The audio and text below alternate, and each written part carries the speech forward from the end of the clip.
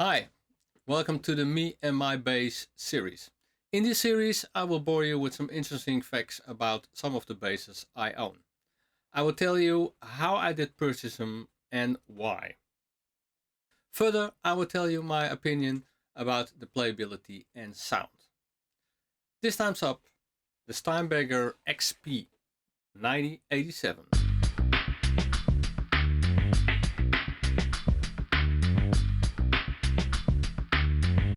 This bass is made in the USA. It has a headless graphite neck, a wooden body, which is made in Japan, by the way, passive pickups, right here, Pickguard with an engraved logo.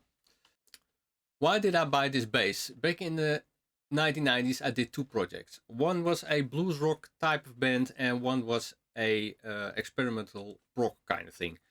Furthermore, I was frequently cycling from my home to Paradiso, the famous venue, to see all kind of bands there play. On my route on my bike, there was a second-hand guitar shop called The Plug. And one night when I came back from a concert, I saw in the window a Steinberger bass. In that time, you didn't see much of these. So to see one second-hand, it was really a surprise. I don't know if it was priced or not, but I thought, well, that bass is way out of my league.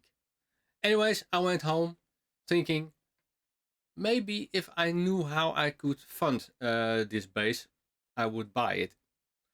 The day after that, I went back to the shop and I played it and went back home again, not buying it, thinking it's a great bass, but it's much too expensive for me. I encountered yet another night of no sleep, and I think my mother chipped in at that point, and the next day I raced back for the third time to that shop to see if it was still there. Consequently, I bought it, despite the fact that the back of the bass was somehow damaged by a previous owner who I assume had an enormous belt buckle. All the paint on the back was stripped off. Well, not the whole back, but a large portion of the back. Then a story how these basses came along in the Steinberger timeline, thanks to the website Steinbergerworld.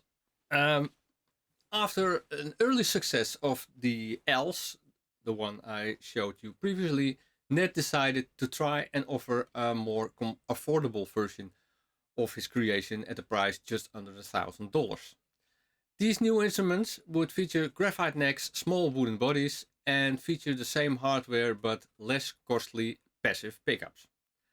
These models were designed as the P series. The XPs can be identified by a smaller arrow or mini V-shaped body. They are often confused with the original Ls since they have both similar small bodies.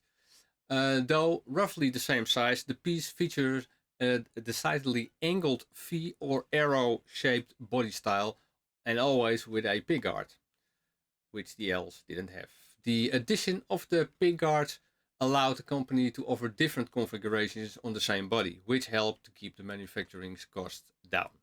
Regarding the pickguards, it should be noted that Steinberger used several suppliers throughout the production.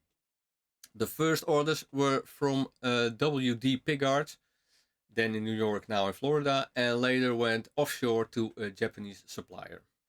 Likewise, there were also many variations in the pickguard material itself. The early ones had a smooth laminated pickguard with an embossed logo. They then went on to a highly textured laminated pickguard with an engraved logo. The majority of the pieces we've seen have these. Still others have a more light matte finish, again an embossed logo.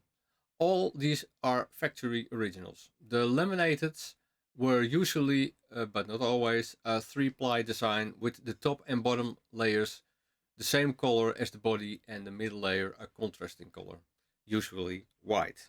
The piece featured a high impedance passive EMG pickups designed exclusively for Steinberger. The telltale sign for a passive Steinberger EMG is that the logo is on the middle side of the housing rather than in the corner. These passive pickups were custom made and are different from the later passive selects that EMG currently makes.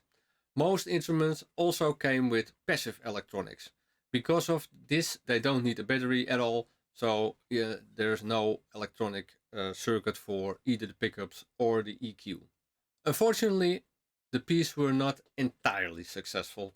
Though they sold reasonably well, it was difficult at the time to offer all their features, including a revolutionary graphite neck for under the $1,000 target price. Because of this, pieces were dropped a couple of years later after their introduction and were one of the short-lived Steinberger models. What attracted me to buy this bass was the fact it looked very modern and the sound was really good. Likewise, the playability was also really good. The weight is not too heavy and the neck profile is somewhat of a Fender Precision style. Here is a small example how it sounds. First the bass solo, then the bass in context with drums and guitar. The bass in this clip is the original first one I bought. The one here on my lap is a second one I bought in Belgium in 2006.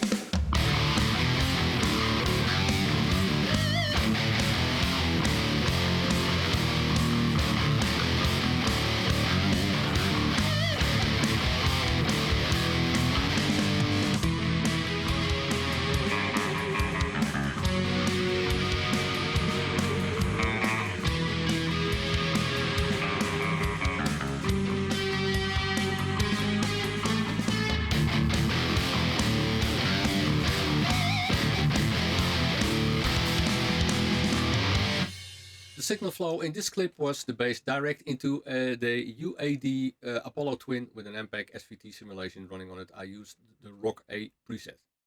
I'm very happy to have two of these basses. These basses are very good in playability and sound.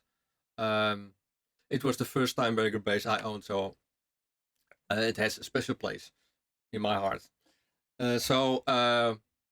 That's it for this episode. If you like this kind of content, please subscribe and like this video. Thanks for watching, and until next time, see you. Bye bye.